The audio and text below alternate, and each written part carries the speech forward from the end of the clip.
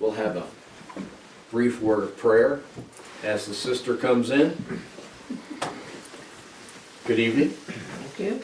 And then we'll get started. Thank you, Lord, for what has been a beautiful day. We thank you. The message that Rob presented today was a good message and something that we all need to think about. We thank you for that. We thank you for like-minded brothers and sisters. We hope that everything that we do, everything we learn, everything that we hear helps us to be better hands and feet. That's what we're called on to be, Lord. And I know we want to. I know that we want to. Help us to find the way and the arms and the ability to be effective messengers for your kingdom. In Jesus' name, amen. Now, we started last week with a very ineffective beginning to monotheism.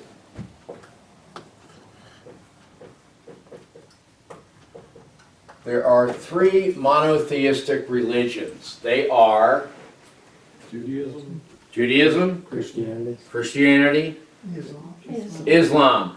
You may remember we talked about Islam last week. It was so bad that you may not remember any of it. But anyway, we did discuss it. Islam is basically a religion of works. That's basically the only thing you need to know.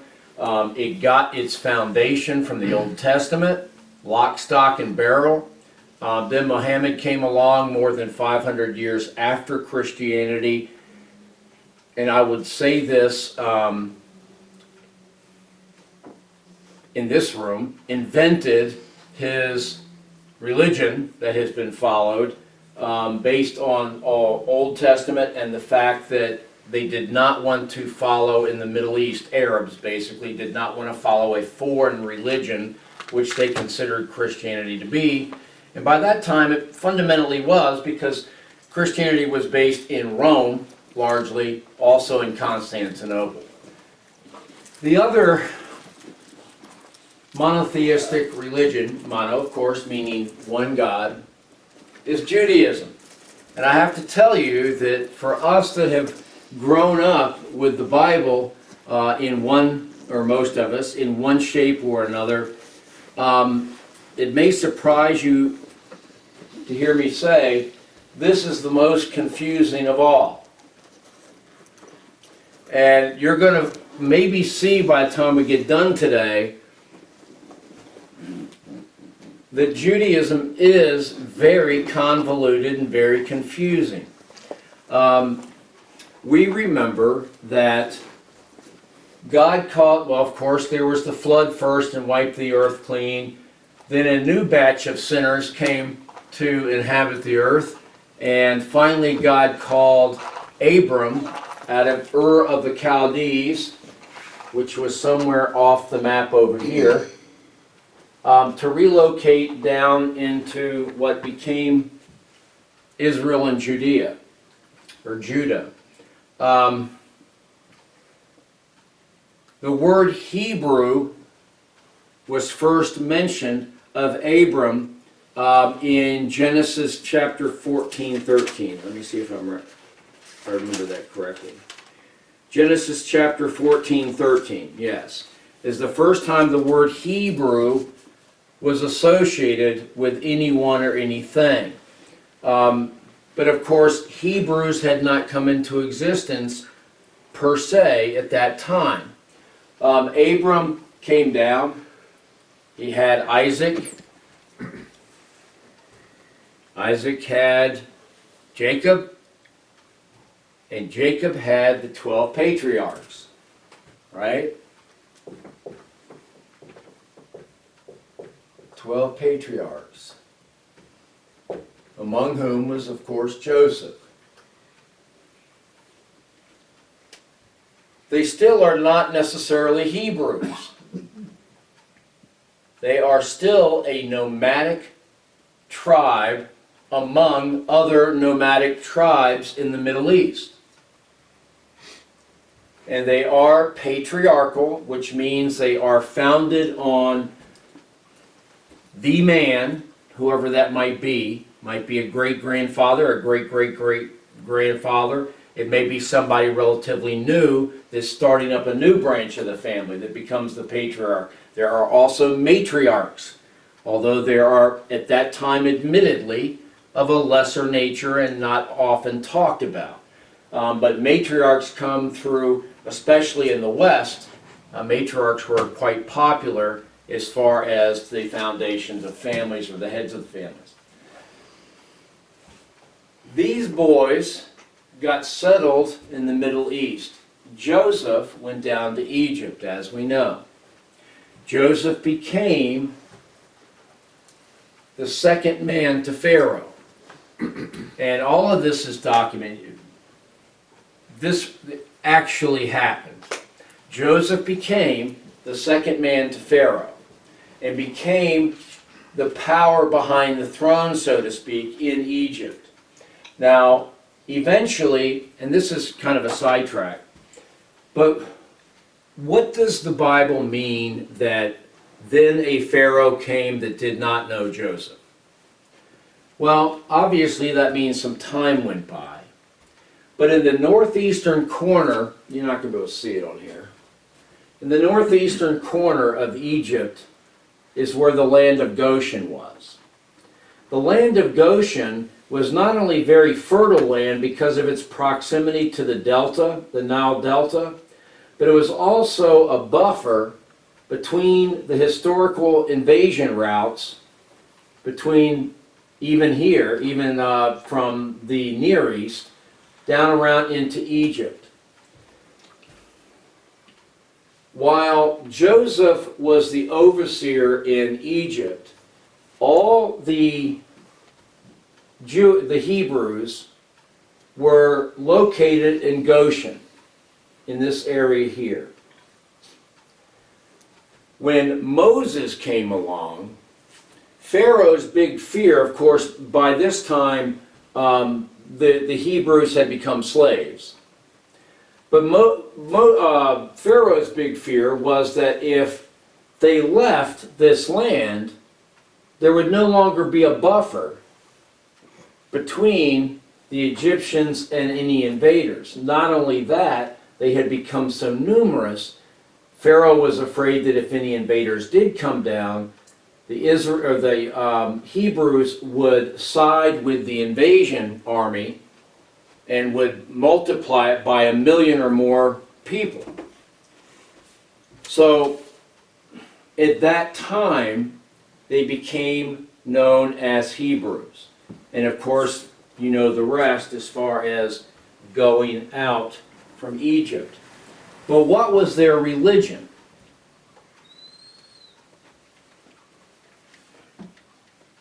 Judaism. No. Didn't have one. All they had at that time, and this is why it was so easy for them to appropriate other religions. One of the reasons when they were in Egypt, and this was a good thing in some ways, Egypt was very old and they were very organized. Now they had their ups and downs politically, but they were very organized as a society and they were very organized as a religion. Now it was a funky religion. It was polytheistic.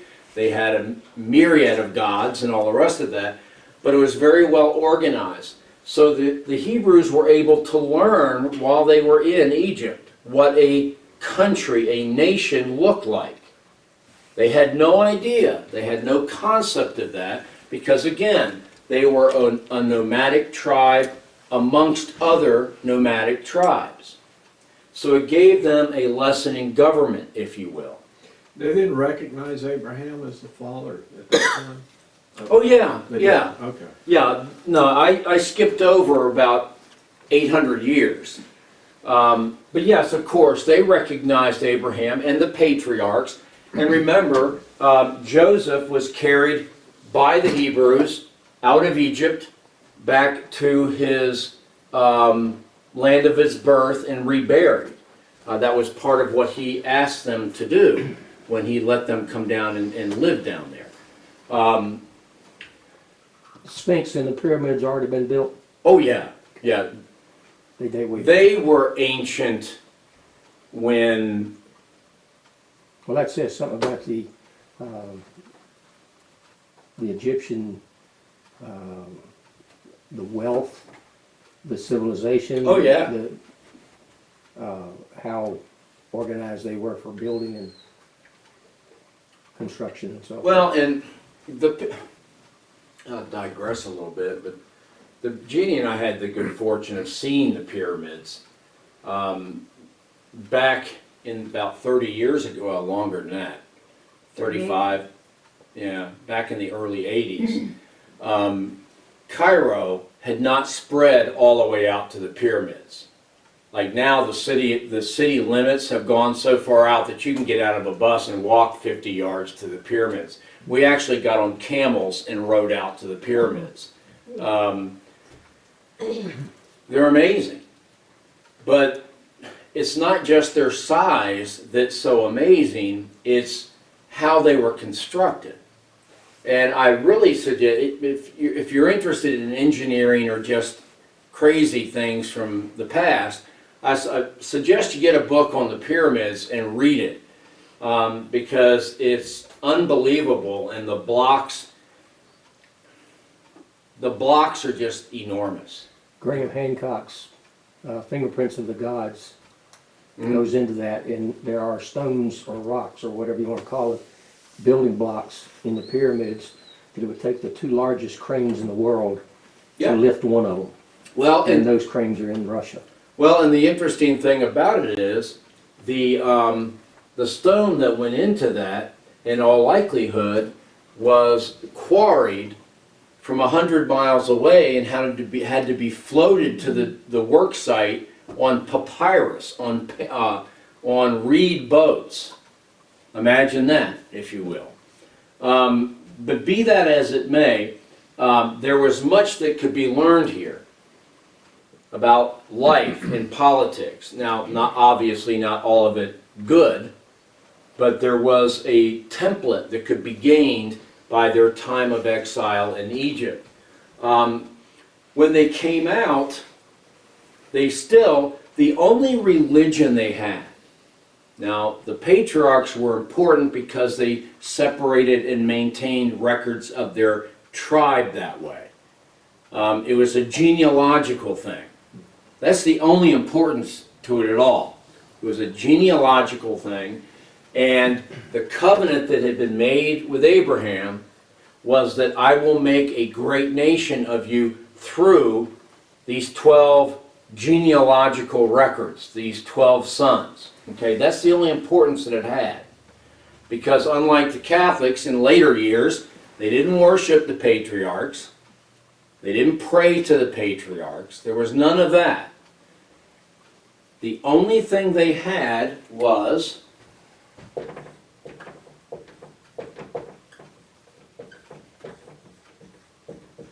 there was one true God, and here about, well, several weeks ago, we went through some of the various names of that God and how he revealed names of his different characteristics as the need for the knowledge of that came up.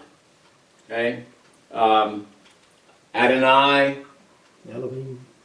Elohim, okay, El Shaddai, different names of God's characteristics he revealed to them. But that's all they had. They had no way, no specific way, or church program to worship him. There wasn't anything that was revealed to them of what they should do other than obey him.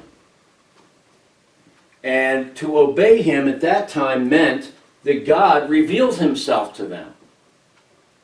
Unlike today, we have his word. In these days, he actually spoke through the cloud of fire, or the pillar of fire and the and the cloud, he actually communicated with people. Okay? I don't know what that looked like. I don't know how he did it. But that's what was done. When they finally got to the Promised Land, Moses revealed the Ten Commandments. I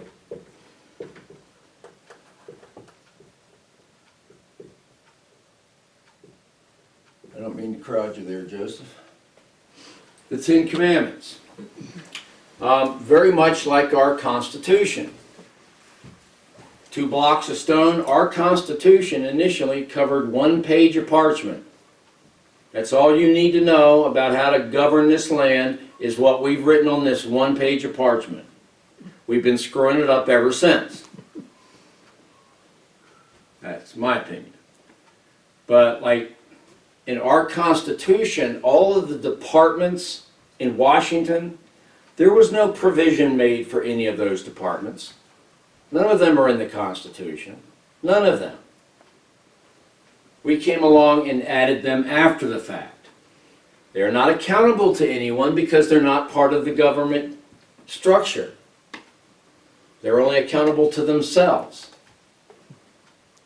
So that's what mayhem means. Very similar here. Moses revealed the 10 Commandments that God revealed to him. Now, from that, over time, we know that that Moses wrote 5 books, at least 5 books. And it is referred to as Torah. By the way, the word Jew, the label Jew, was not really used to refer to the Hebrews until about the 12th century AD. That's fairly common. And a lot of European nations, the word Jew came to have negative connotations. In fact, you've heard probably people you know use it in a negative way. So they actually got rid of it and used the word Hebrew instead of using the word Jew. Moses wrote 5 books called the Torah. But again, it has rules and regulations about how you do things, how you treat others, how you behave toward God, how God will behave toward you. But there is no dogma, if you go back, or doctrine. If you go back and read the first 5 books of the Old Testament, there's no specific telling you what you need to believe to worship God. There's nothing. There's nothing there. It will tell you that you have to offer a pigeon once a year to be thankful for the first fruits for the harvest. You might want to, well, you do your lamb for the Passover to commemorate the Passover. Maybe you'll sacrifice an oxen for the annual atonement or forgiveness of sins. But that's it. There isn't, to be a Christian, what do you have to believe? Well, there are a number of different creeds and catechisms that have been passed down over the generations. And we'll get into some of those in a few weeks. But we got a whole list of stuff. And this is how you do it. And if you're a Baptist, you're going to do it this way. And if you're a Presbyterian, you're going to do it this way. And if you're Episcopalian, you ain't going to do it at all. Oh, that's just, I mean, that's a low blow. I'm just joking. Just joking. But everyone has a list of worship do's and don'ts. You know, again, and like here in our own church, If we were to take our church bulletin and mix it all up out of order from what it usually is, half the people in the sanctuary would probably freak out on Sunday wondering what happened. Because we changed the order of worship. Ooh. You know? Or if you were sitting in their spot in the pew. Yeah, let's not do that. Oh no. Don't want to do that. So that's my point. Some would We be nice to have change. things that we not only worship that can be silly, admittedly, but we do have things that we believe as Christians. There was nothing that was given to them as far as an order of worship. You go through and you do these sacrifices at this time of year to commemorate something, or to ask for your annual forgiveness of sins. That was it. Now, I think you'd agree that's considerably different than what it means to be a Christian. I think even it's considerably different than what it means to be a Muslim. Because specifically, Islam is a religion of works. You have to do more good things than bad things to even have a prayer. And by the way, this is an off note, I don't know if I shared it last week or not. Do you know the idea of now with jihad and all the past 20 years, all the things that have gone on with the Twin Towers and all the other terrorist activities have gone on. It's all like, I get 72 virgins if I do this. Do you know that even for the jihadi that does that performs an act of jihad, performs an act of terrorism to harm the infidel, it is no guarantee that he or she will go to paradise? They are not guaranteed anything. Nothing. All they're told is that if you do this, you will get to go before Allah, and then He'll still make the decision of whether you're worthy to get into heaven or not. We have a guarantee. No one else does. No one else does. Anyway, now, since the Torah has no, which is this is the foundation of Judaism, of course, scripturally. Since it doesn't have any dogma, a lot of time was spent talking amongst the rabbis. What does it mean to be a Jew? What do we believe? Well, a guy named Maimonides, in the year 1170. Somewhere around there, 1170, came up with 13 basic principles. Now they're trying to solidify what it means to be a Jew. 13 basic principles that you had to believe in order to be a Jew. Number one, very important to believe that there is a God. This guy, Maimonides, was a smart cookie. The second thing is that God is one. There's one God, and He's unique. There's nobody else like Him. I think we can all agree with that. You also have to agree that God is incorporeal. What does that mean? God is spirit. He doesn't have a physical body. God is spirit. Okay? God is eternal. Makes sense. Prayer is to be directed toward that God and to no one else. Okay? The words of the prophets are true, because by this time, of course, when Maimonides wrote this, the prophets had long since been part of the Old Testament. The words of the prophets are true. Let's see. Moses' prophecy was better than the other prophets. Moses was the king of prophets. The written Torah, the first 5 books, and the oral Torah. There is also an oral Torah, which we'll talk about. That's where a lot of the trouble came in. By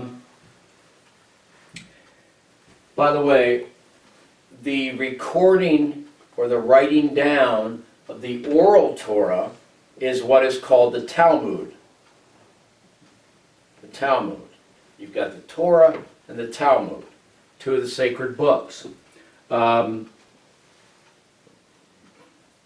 the other ancient writings are there's a collection of other ancient writings, and they are written down into the Mishnah Torah, which, if anyone's interested, Maimonides happened to write himself, or to gather all the writings and incorporate in one volume.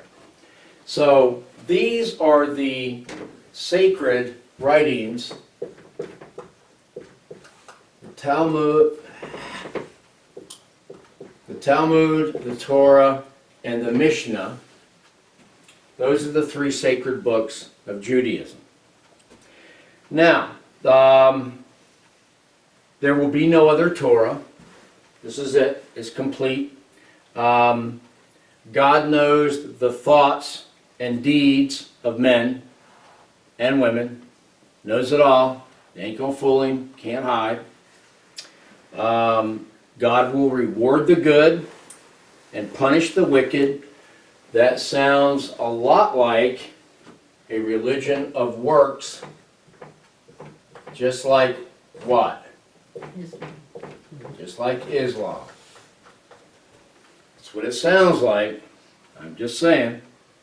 They also believe, however, that the Messiah will come someday, eventually. Who knows when? My grandfather said he'd come. And the last thing is they do believe, some believe, that the dead will be resurrected. The Sadducees don't believe that, but there are no Sadducees anymore, so it doesn't matter. Those were the 13 basic principles, according to Maimonides, that you had to believe in to be a Jew. However, it has been determined that you don't really have to believe those. It's up to you. We're not going to not to let you be a Jew just because you decide not to believe half of them. We're not going to let you not be a Jew if you decide to believe in the first three and not the last three, and not so much on the middle ones. Because to be a Jew is a people group. It is not a religion. I'm going to repeat that. To be a Jew or a Hebrew is a people group. It is not a religion. What the heck do I mean by that? Okay. You can be an atheist and still be a Jew. A Jew is an ethnological people group. It's the only one that has survived from ancient times. Okay? Try to put it this way. Jews refers to people. Israel refers to a nation. And Judaism refers to a religion.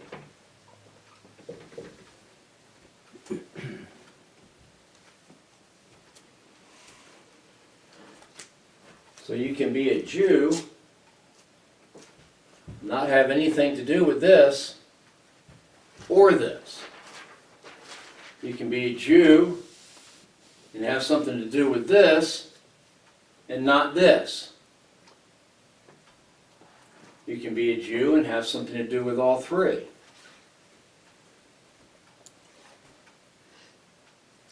Follow me? I always thought Jews were like a race.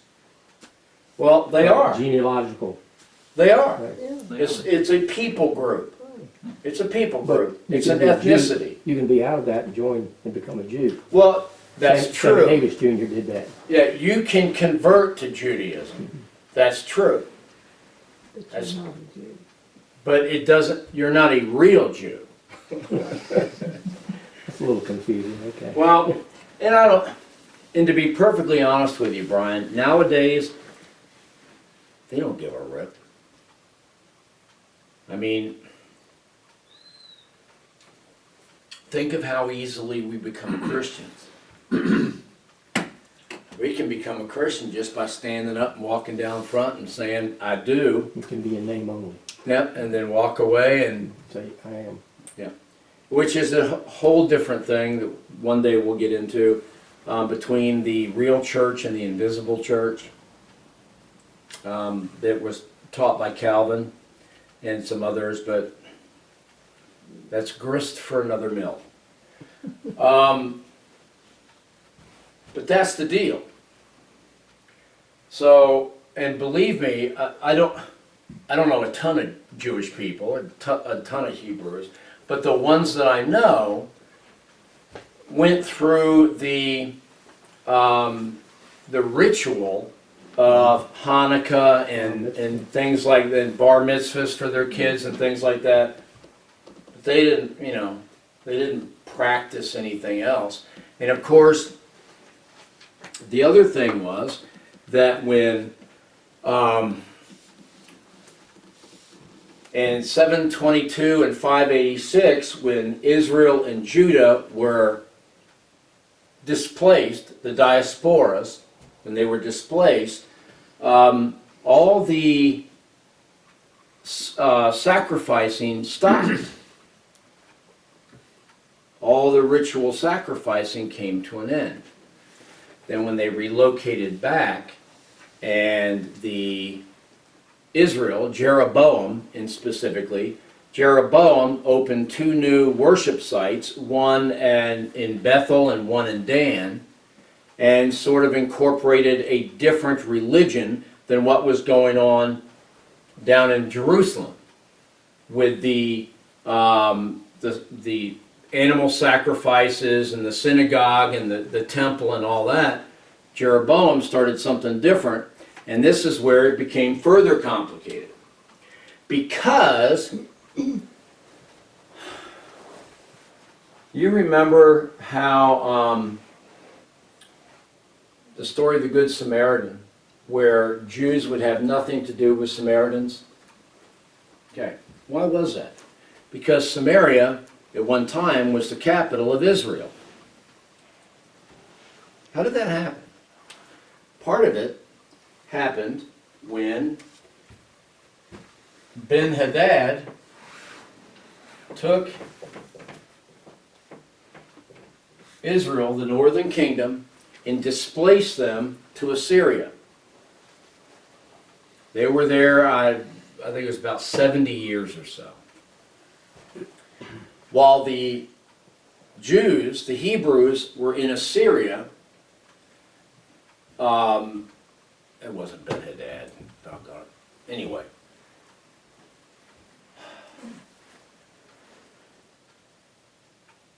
Ashurbanipal, thank you. Was filling the land up with Assyrians. Okay?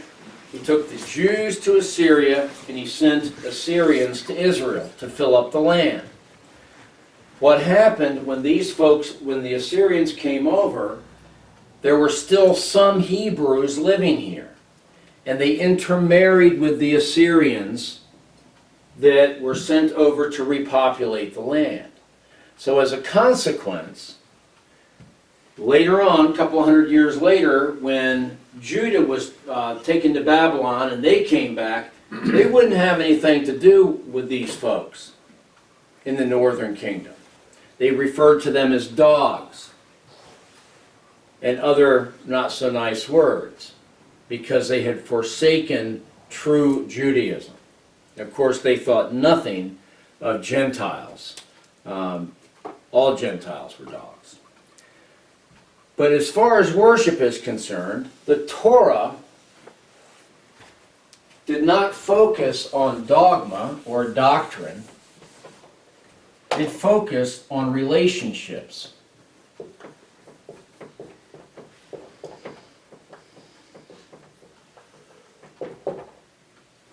What I mean by that is how God related to man, both corporately and as individuals, how man related to man, and how God eventually related to Israel, and then how Israel related to Gentiles. If you go back and read the Torah, the first 5 books, you'll find that that's what they focus on. It does not spell out anything. It doesn't spell out anything. The scriptures also specify the mutual obligation created by these relationships. What do I mean by that? Well, in the relationship between God and man, if man does certain things, God will do certain things. If man doesn't do certain things, God won't do so on and so forth. The same with each relationship. There are mutual obligations. Okay, if you have a relationship with your wife, there are mutual obligations. A relationship with your children, there are mutual obligations. Some standard things that one can expect the other party to do. First one would be like the covenants. Yeah, absolutely. You will have no other gods before me. If you do, you're going to have problems, which they most certainly did. Whenever you honor me as such, life will go well with you, which it most certainly did. It's spelled out right there in the first 5 books. Whenever you obey, you're going to do well. Whenever you choose to disobey, not so much. All the way through. So this is consequently what today's Jews focus on. Today in Judaism, there are 3 basic groups. The Orthodox, and you see them with pictures from the Wailing Wall, with there's a name for them, Doc. Curlicues. Yeah, with the curly hair down and the black hat, and Orthodox. They maintain that what God said is true and He means it. Israeli dreadlocks. And that's what you're going to do. That's what you got to do to be in a right relationship with God. Then there are the conservatives, which I doubt we would consider conservatives. The laws were given by God, although it sounds familiar to some of the people you hear in this country. The laws were given by God, sure enough, but they can change and evolve with time. They can change and evolve with time. Which scares the bejeebers out of me. If you look at, there are a lot of Christians that say the Bible's outdated. Just like now, there are a lot of people that say our Constitution's out of date.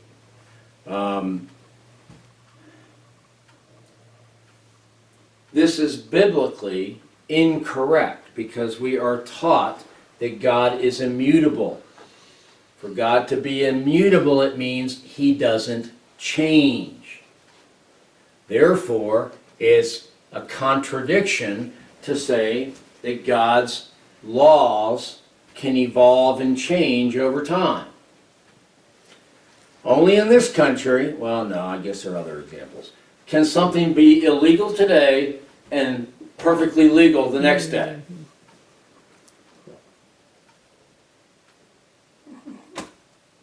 Figure that one out. I've never been able to. And then go back to being illegal the next day. Anyway, and the last but not least are the Reformed. Reformed Jews. Guidelines, the commandments are guidelines.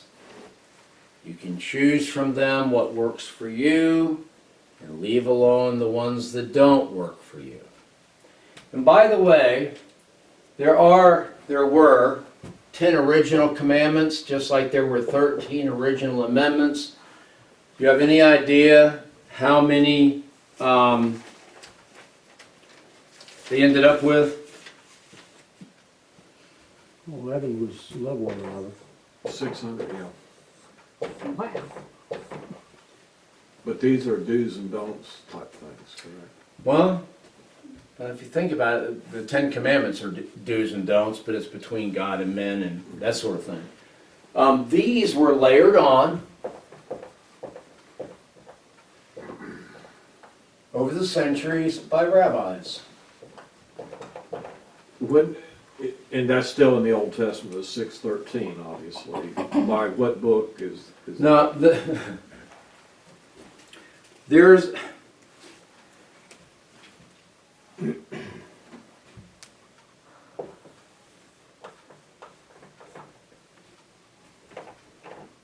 Talmud. and that's ongoing yet? Oh yeah, yeah. I mean, if anybody cares enough to mess with them. I don't think there has been one that I don't know if anyone pays any even the Orthodox. I'm not sure if they pay attention to those now, because you're right. Some of these had to do with what you could do and could not do on the Sabbath and that sort of thing. And some of it was connected to the sacrificial worship that isn't ongoing anymore. So, but that's what it rose to in Jesus' day. That's where it was in Jesus' day. And I can't tell you where it is now, because We had a neighbor that was a female, and she was Jewish. She locked herself in the garage, and because of the way she understood it, she couldn't unlock herself out of the garage. So she was, and it was the Sabbath. She was in there all day.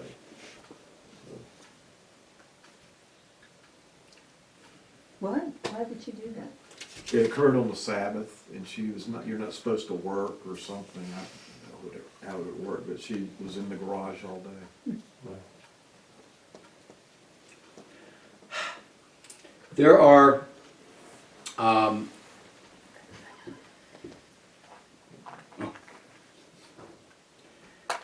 there's a tradition that says that Torah was handed down to Orthodox Jews, that God gave the oral Torah to Moses. He just didn't get around to writing it down. Now, what is that? I'm sorry. The oral Torah, or Right. the Talmud, Was was given given to- by God to Moses. But this gentleman claimed that, not Moses. Yeah, Moses didn't have anything to say about it. This is another legend Okay, so by Jews. Now, and here's the thing. There is what is called the Jerusalem Talmud and the Babylonian Talmud. The fact of the matter is that Scripture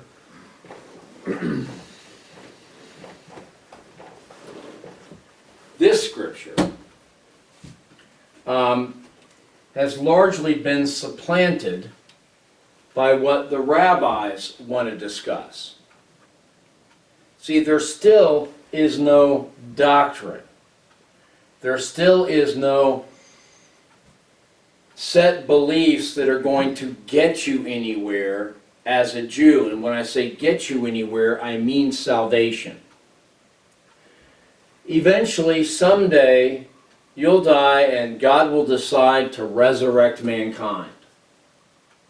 Those who bother still look for a Messiah that's going to come back as a king to reestablish the ancient kingdom of David. They're still looking for a political king, just like they were when Christ came to begin the first time. And they've had no one to set them straight except the missionaries, the Christian missionaries that have won some Jews over. Now, initially, we know that the apostles, the Christian missionaries, went to the synagogues first because they had the connection through the Old Testament and could understand the explanation of prophecies. So that's where they went. And many, all of the original Christians were Jews. But it has now become as hard to convert a Jew as it is in any other unbeliever. You know, with time, because Jews have not followed the faith any more than unbelievers now usually come, my experience has been anyway, that they've come from generations of unbelievers, or they have been taught the reality of science, that such things are not possible. So it's very difficult to convert people today. It is. It is. But that's, so as you can see, in my mind anyway, the whole idea of Judaism is a lot harder to follow than even Islam. I mean, I certainly don't like Islam, but it makes more sense. At least it's a religion of works, that more goods over bads make a good boy. It makes more sense than all the iterations that Judaism has gone through and still aren't anywhere. Still aren't anywhere.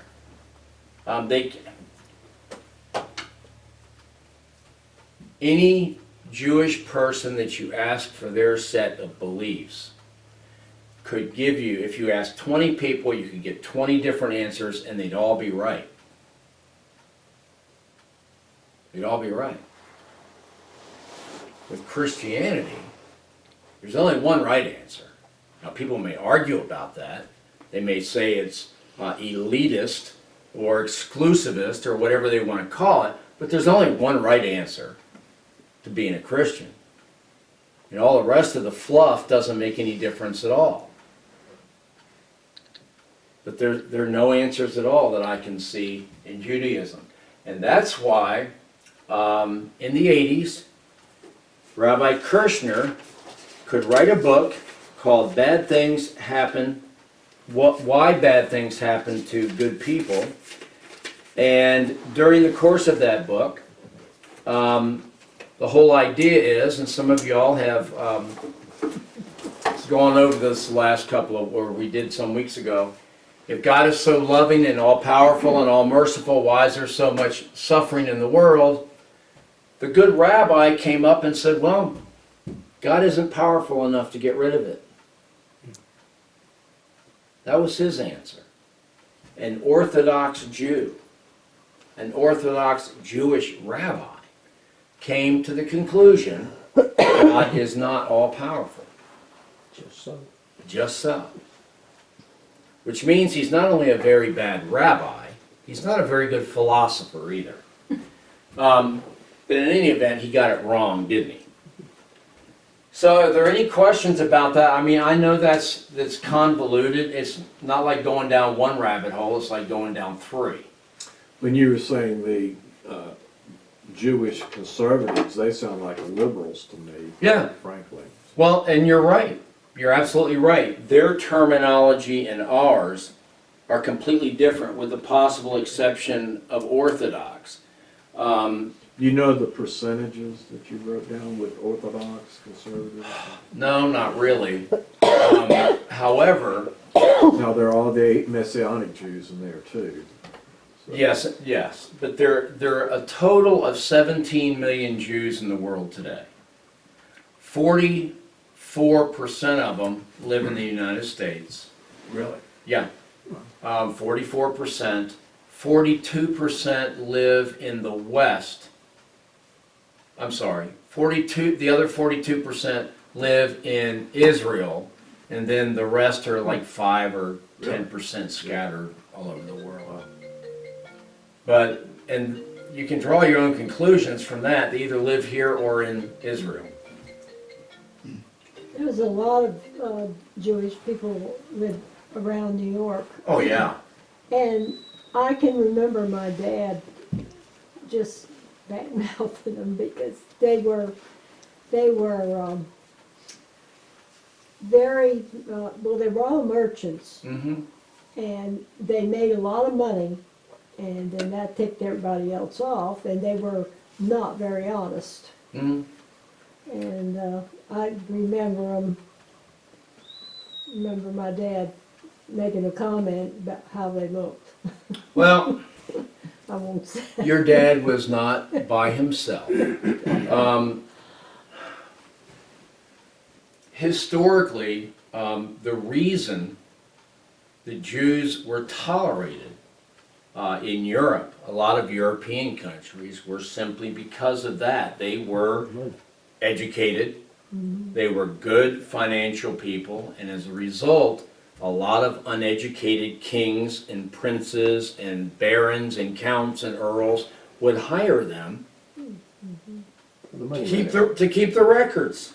Right? And they were good at it.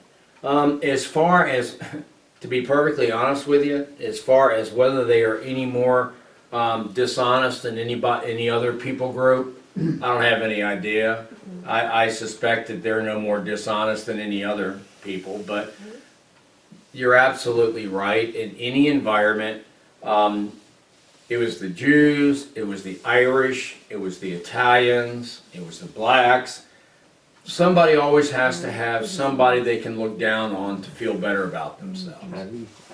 And to be sure, in this country, the Jews were different, just like anywhere else they went.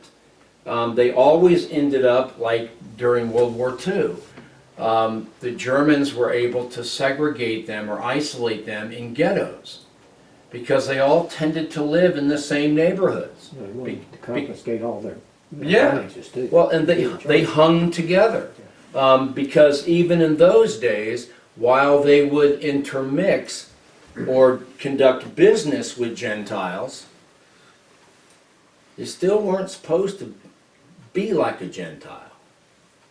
And you didn't want too much Gentile rubbing off on you. So you lived in that community.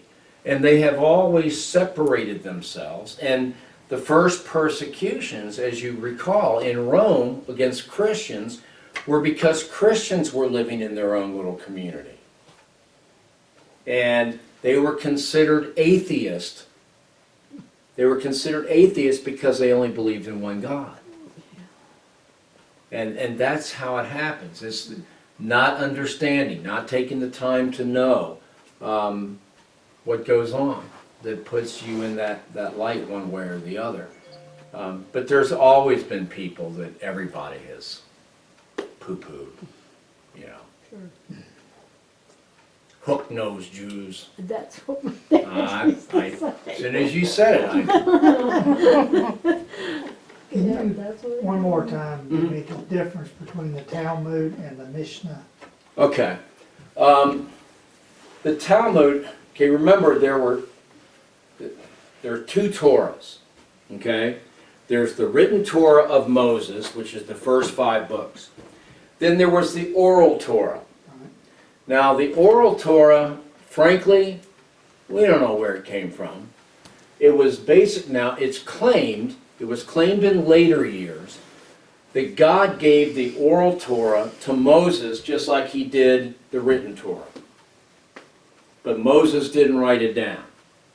So the rabbis relate it to the Jewish community. Okay? It's like fish stores or whatever, however you want to view it. Along the way, it got written down by the various rabbis and collected into book form. Okay? Started out the oral Torah, it became the Talmud. Now the Mishnah is Maimonides. There were other ancient writings that had nothing to do with Moses or anyone else. Now, I don't know who they were. I don't know what kind of ancient writings they were. I don't know if Maimonides made them up. I don't know. I don't have any idea. But he collected all those extraneous ancient writings and put them into the Mishnah. Does that make sense? Okay, does that have, I mean, would they believe in that type thing, or is that just Yeah. for general information, or what? Yeah, well that's a good question.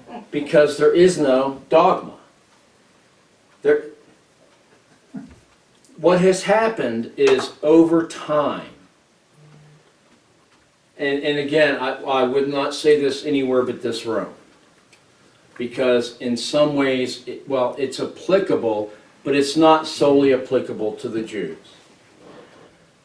Jewish people, in many ways, or many of them, enjoy a good argument. You may have heard that said before. They can go all day, back and forth, back and forth, back and forth. That comprises a lot of what the Mishnah is. It's some rabbis' discussion of whether or not, God can raise the dead. Well, that rabbi didn't know anything, but he's stating his opinion. Another rabbi is refuting his opinion. Then another rabbi will come in and refute them both and state another opinion. That's a lot of what the Mishnah is, and that's a lot of what the educated Jewish community, as far as academia, Jews that are professors and so forth, it's a lot of what they do in their academic writings. It has nothing to do with God and Moses in the Bible. Now, Moses will come into it. They'll mention him. Like, why does it have to be a pigeon that's sacrificed for atonement? But that's where it's gotten to. And a lot of their writings have nothing to do with religion at all, because you can be a Jew and not participate in the religion. Vladimir Lenin was a Jew. And this is kind of an aside, but this is interesting. Lenin, of course, was the communist to beat all communists. Lenin was a Jew. When he helped communism fill the void when the Tsardom, when the Romanov family collapsed, he stepped in. He didn't have any problem executing Jews at all, because what was important to him was that everyone worked together for the communist state. If you were a Jew and you bought in, fine. If you were not a Jew, or if you were a Jew and you didn't buy in, more shame to you. So, in this country, if you go back and study liberalism in America, you'll find that a lot of liberals, in whatever context, whether it be politically, morally, Darwinism, they're Jewish. Not only, but there are a lot of them. Because, well, Can you imagine back that many years ago doing research work where do you go? I mean, No. where was written anything? So Well- much of it was verbal to start off with, but, I mean, where'd you go, to Cairo? Did you go to Yeah, the Alexandria? museum, yeah, the Yeah, museum in tomorrow we're Cairo. gonna run to Rome, I mean, you know, I mean, where do we go for libraries? the only, one of the things that I've pointed out about the Bible, no other book in history, have people had to undergo the same level of criticism as well as the same level of scrutiny in writing the Bible. And what I mean by that is back in the old days, and they had scribes, every synagogue, every temple had their scroll of the Torah, okay? And then they may have another scroll of the prophets. And every one of those scrolls was handwritten, okay? You need to remember something, that to be a scribe, an official scribe, and make copies of the Torah or the prophets, you had like a set. First of all, you were in the scribe union. Well, no, that's good enough. You were ordained to be a scribe, okay? And you worked with other scribes under a priest who oversaw your work. You had like 14 or 15 steps that you had to go through. There were only so many lines that could fit on a page. And that many lines had to fit on the page. If you made a mistake, now remember, this is handwriting Hebrew. No whiteout? No whiteout. If you made a mistake, it could be the last letter on the page. The page got ripped up and you started over again. Because remember, these scribes were writing God's Word. I mean, it's serious business. Well, there was one particular sect that did that, I can't remember the name of it. Masoretes. And actually, we can talk about that later, but anyway,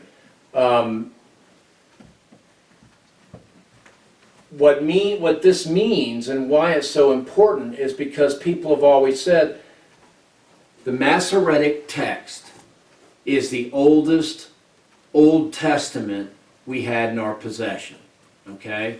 And it was from about the year 900. That was the Hebrew?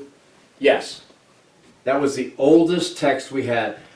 The Masoretes were the guys that came in and added the vowels to the Hebrew language, so it was, anyway. The oldest Hebrew Bible we had was from 900. That means there were like 3,500 years where people could have made all kinds of mistakes. How do you know that this Bible is accurate? That was where the Dead Sea, the finding of the Dead Sea Scrolls played such an important part. Because specifically the book of Isaiah, I don't know how you guys tolerate my... I spell worse than you do. I do too. Actually, I spell well, I just can't spell and write at the same time. Specifically the book of Isaiah. When they found the Dead Sea Scrolls, and they think that they might have been buried there by scribes at the time of the first Jewish revolt. But anyway, the text that they found in that cave, they estimated came from like 500 BC, 1,400 years older than this. And Isaiah was word for word what is in the Bible. Word for word. That's why, another reason why there are no old Bibles, or no old Jewish scrolls, is because when they got worn out, they got thrown away. Why did they throw them away? Because they knew the next one they got was going to be just as perfect as the one they threw away. It had to be. Or the scribe is going to lose his rice bowl, and probably more than that. It was very strict in how they did it. Very strict. There's a lot about their answers to all of this. It just takes about 40 years to find what most of them are. But anyway, that's what happened in the Dead Sea Scrolls. It doesn't seem like that big a deal now, but for biblical archaeologists or biblical apologists, this was huge, huge, and it was the same Bible we get today. That's amazing, absolutely amazing. And another thing is, there are, I'm sorry, I didn't mean to go this long. There are 25,000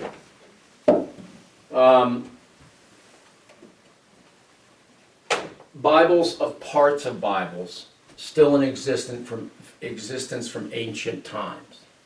Do you know how many complete copies of the Iliad there are? None. And yet we read the Iliad. Everyone's been reading it in high school since time immemorial, as though Homer just wrote it yesterday. Shakespeare's plays. Shakespeare's plays are being performed day and night, even today. You know how many copies of a complete Shakespearean play are still in existence today? None.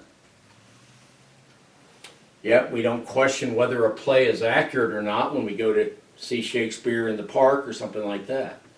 There's more testimony to the accuracy of this book than any other book in the history of man.